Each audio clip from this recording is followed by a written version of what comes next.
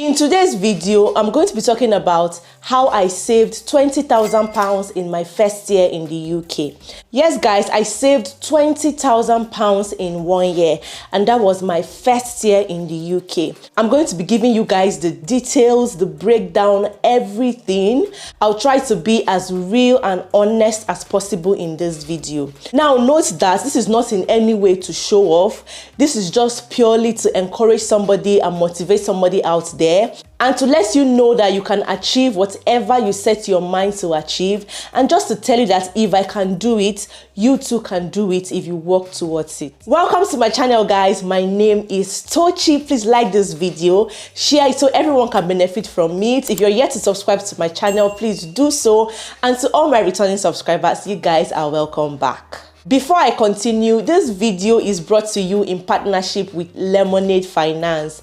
It's an app that me and many of my friends and family regularly use to send money to Africa. As you may already know, Lemonade Finance allows Africans in the UK, Canada and US to send money to 10 African countries. So you can send money to Ghana, Kenya, Nigeria, Senegal, Ivory Coast, Cameroon, Benin, Tanzania, Uganda and Rwanda at zero fees. Yes, guys, at zero fees. There are no hidden charges at all, and the recipient receives the money instantly. And guys, they have the best rates that you can find in the market, so you'd always get your complete value for money. I've been using Lemonade Finance for a while now, and I can guarantee you that it's very fast, easy to use, and completely free when it comes to sending money back home. So you can download the app with my referral link in the description box to get 10% cash back on your first transactions.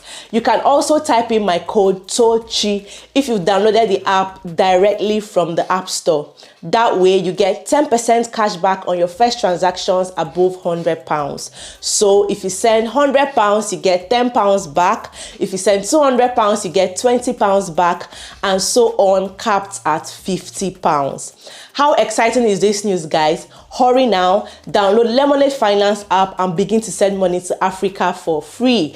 And don't forget to use my code Tochi. Now, back to the details of how I saved £20,000 in my first year in the UK. Firstly, I took out time to study my environment and organize myself. Now, if you come into the UK, of course, you have to get a job and all that. And I came in as a dependent to join my husband, so I had to get a job. And luckily for me, I got a job within 3 weeks of my arrival in the UK. I already made a video about that on how I got a job in 3 weeks of my arrival in the UK. I'm going to leave the link of that video in the description box so that if you've not seen it, you can see it. That video might also help you. So yeah, I had to understand my circumstances and work around it, because I could only work twice a week because my husband is on a permanent contract and I have childcare. So I only work when my husband is available to, take care of the children. So I took like 1 or 2 months to study my environment, understand myself, understand my family income, outgoings, and what is left for us at the end of the month, right? I had to just study all that, after buying our groceries, after feeding, after bills, after everything, how much will be left with every month, both my husband and I. I was just not in a hurry to show off or pepper anybody, no. I was just low-key. Of course, I'm in a new country. I just got a new job. I just really needed to understand how everything works, okay, for me and my family. And that was what I did in the first few months of my arrival in the UK. So after I settled fully into my job, I knew what our income was, the expenditure, and I basically knew what was left for us, at the end of every month. So I began to work on my savings from there. So now this brings me to my second point, which is that I started saving an amount of money every week. I'm going to break this point down as much as possible. So I started with £20 every week, and I set up a direct debit for that. So every Monday morning, it was on Mondays, right? So every Monday morning, £20 leaves my account. When it was time for us to pay our deposits, I'm going to go into that later on in this video. But if you've been following me, you also know that we got a house in my first year in the UK and in my husband's second year in the UK. But I'm going to go into that later later on in this video. First of all, I started saving that money in my second account, because most times, even when I was in Nigeria, I usually have two accounts. The first one is like my regular account, like I get my salary or my income, everything in this one account. Then the second account is the account I use to like save money. I see that account as my savings, where I just send a particular amount of money to that account every month. And in my head, that money does not exist. It's as good as I don't even have that money. But I'm the one who consciously pays money into that account every month. The only money I have is the money in my regular account, right? So that is what I do, all I do with, except it's an emergency where I really have to touch that money in my savings. But if it's for my regular day-to-day activities and spendings, my regular account does the work. And that one that I save every month is just as good as, okay, it's not there, right? So that's what I do all the time. So even when I moved to the UK, it was easier for me to continue that because I'm used to it. So whenever my pay comes in, I just, transfer a particular amount of money to my savings account, right? So I was doing that weekly and I was very committed to that. So this is also what the direct debit that you set up would help you to achieve. So there will not be any chance that you forgot to do it, because once it's set up, it just automatically goes out of your account on the particular day that you set it up. So that was how I now moved it to the Lifetime ISA account that I opened. Now for Lifetime ISA, we have explained everything about that. If you go to my channel playlist on how we bought a house, you will see everything, the details on how we bought a house, what Lifetime ISA is, what it does for you, the benefits of opening an account and all that. Like my husband and I has explained everything in details, in previous videos in my channel. There's even a playlist for that. So feel free to check it out if you want to know the details of how we bought our house, how we saved, the benefits of a Lifetime ISA and all that. The particular one that we even used, everything is there. So feel free to check it out. I'll try and leave links to some of the videos in the description box. With time, I moved it to my Lifetime ISA account and begin to save the money there, when it was actually clear that we wanted to buy a house. Because of course, what's even the point saving money in a particular account? The money is just there, it's not doing anything for you. Most people actually prefer to invest their money instead of just keeping it in their account and it's just there. Okay, that's a topic for another day. So this was basically what I did, right? From £20 every week, I increased it to 30 to 40 to 50. At a point, I increased it to £100 every week, or even more if I can remember. Like I really started small, as much as I could handle at the time I started. But with time, I began to increase it. I think when the time for us to pay our deposit got closer or something, I began to pump money into the account. My husband and I anyway. Especially when my husband's own got complete, like he hit his target, we now focused on my own and started pumping money into it as well, so that we could meet the target for my own account as well. Thirdly, I cut down on my spendings. Guys, these points played a major role. You never know how much you can save if you cut down tremendously on your spendings. Honestly, like guys, I really cut it down. Okay, I was shopping in only charity stores at that time. It's even now that I've started like shopping for new things in some of these stores like Next, TK Maxx and all of that. But then it was basically charity shops. If it was not Primark, it was charity shop, right? Because I knew what I wanted to achieve. And charity shops are really cheap. They are really affordable for anybody. So I bought most of my wares and that of my daughter from there. I shopped only important things like food. That was when I discovered that Aldi was like the most affordable store for groceries and all, and then we stopped with Aldi. There was a time we were even drinking bottled water and all. We discovered that bottled water started getting expensive and all. We just had to go buy a jug, buy a filter, and that was how we started taking water from the tap. Because I sat down to calculate the amount of money we spend on bottled water alone. Imagine that you have to drink water as often as you are advised to take water every day. And then you're buying bottled water for, I can't remember the amount of money right now because it's been long I stopped it. But you have to always drink water. You have to always buy bottled water. Imagine the price. So we stopped that. We just went. I think I bought the jug for £8 or so. Bought filter, like 2 filters. And since then, we've really been good, right? So that was how I was just cutting down on things that were unnecessary. I learned how to say no. Remember that sometimes when people see that you are abroad, right, they'll be sending in requests from left, right, and center. even people that don't know you from anywhere, or even people that have not talked to you for a long time. Everybody just, wants to get something from you simply because you're abroad. They don't care whether you have the money or not. They don't even care how you're doing. They just want to get something from you, right? It was just the basic ones. Like once we send money to our family members, our parents, and maybe our siblings, and then we just had a limit to how much we send home every month. All right, once we hit that target, that's it for that month. Another thing that is coming from anybody for that month will tell you, sorry, we don't have it.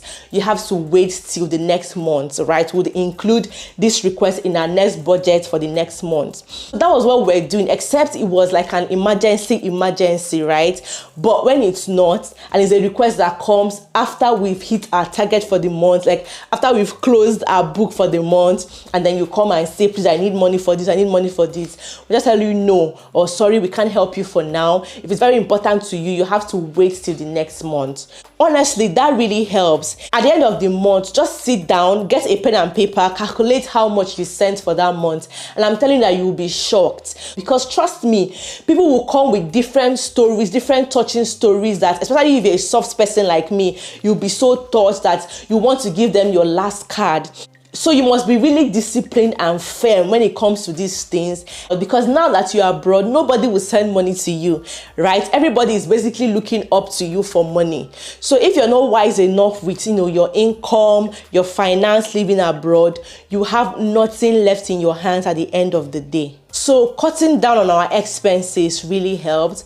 Like right from time, I've never really been an extravagant person. My husband is not either. So we're basically just doing things that would help us save more money, right? And note that this £20,000, I was not just the only one that saved it. It was my husband and I. So when I say I, it's just basically me, like my family, my husband and I, and how, we use that money to buy a house, right? For me, it was just within 1 year of my arrival in the UK. And for my husband, it was just 1 year plus. Okay, it was not even up to 2 years. And we're able to, save and buy our own house. Number 4, we bought stocks and shares, crypto and all that. So in a separate video, we can come and explain in details. I can bring my husband in because he is more knowledgeable when it comes to all that, because he also helped me to set up my own account and all that. So we can also come here and tell you guys how we did it and how that helped us to also raise our deposit. So please let me know if you're interested in such content so that I'll bring him here and then we'll explain all that in details. Number 5, having a goal also helped. So guys, I feel like because we really had an aim, we really had, a goal, we set a goal for ourselves, we had what we're working towards, we had what we're trying to achieve, that really helped us to focus our mind and save that kind of money. Okay, so if you have a target, ask yourself, why am I saving this money? What do I want to achieve? Right? Because trust me, without discipline, you cannot save money, right? Saving requires a lot of discipline, because guys, you'll be tempted. Like I mentioned in my second or third point, we denied ourselves of so many things just so that we could save money, and that was because we had a goal. That was because we knew we wanted to buy a house, right? Like this was the goal. And when the Bible says Jesus, for the glory ahead, he endured the cross, right? This was our case. We knew that, okay, we wanted to buy a house. So that was why we denied ourselves of certain things, right? It's just now that because we've achieved that aim, we've achieved that our goal, we now have a house, right? We can now do some of the things that we couldn't do then, right? Or some of the things that we denied ourselves of then. So now I can just easily walk into the next and buy a new clothes for myself. I couldn't really do it then, not because I didn't have the money, but I felt like that £70, that £100 I was going to spend to buy a new dress, it could just simply go into my savings for my house, if you get what I mean. I didn't even buy any new hair at that time, no, or any expensive hair at that time, no. I was basically looking for cheap things to buy, or braid my hair. Like we really denied ourselves of some of the luxury things, some good things, so that we could achieve our goal. And I'm glad that we did that. So right now we can easily just buy anything that we want to buy, so long as we can afford it. So I would also advise that you set a goal for yourself, have a target, like have what you want to do with the money you are saving in mind, right? So in your case now, it might not be to buy a house or get a mortgage. It might be some other thing, maybe raising capital for your business, like you want to start a business, or you have a project you want to do as a person, as a family, or something. That would also help you like set your mind straight and help you do the right thing so that you can achieve your target. That way you can save as much money as you want to save. Okay, so start small. You don't have to start big. Start small. Understand your income, your expenditure, what is left for you as a person, as a family. Start small, and then with time you can now begin to increase it and all that. But please, I would advise you don't go below what you started with. Make an effort, like a conscious effort, to always go above what you started with. That would really help, right? So remember that I have so many videos on how we bought a house, right? I even have like a playlist of everything here on my YouTube channel. Do well to check it out. It will really help you. We discuss in details, my husband and I. If you have any question about buying a house as well in the UK, please feel free to leave it in the comment section, and of course I'll bring my husband to come here and talk about it, because I know a lot of people who didn't know that you can actually buy a house in the UK. Like, you don't need to have your ILR to buy a house in the UK, right? After I made an announcement that we bought a house in the UK within 2 years, I got lots of questions, but I know how many people that video encouraged. So of them even shared their testimonies that they say working towards buying their house. Most of them have gotten their house simply because I gave that testimony and I shared everything here on YouTube. So please feel free if you have any question. That is why we are doing all these things, to let you know that you too can do it. That is very achievable, right? And I'll be glad to bring my husband here so that together we can answer all your questions, because of course we achieved everything we achieved together. And yeah, we'd also come here together and answer all your questions and tell you every other thing you need to know about buying a house in the UK. Feel free to leave your questions, comments, observations, whatever you have in the comment section. Let's continue this discussion there. Thank you so much for watching this video, and I'll see you guys in my next one. Bye-bye.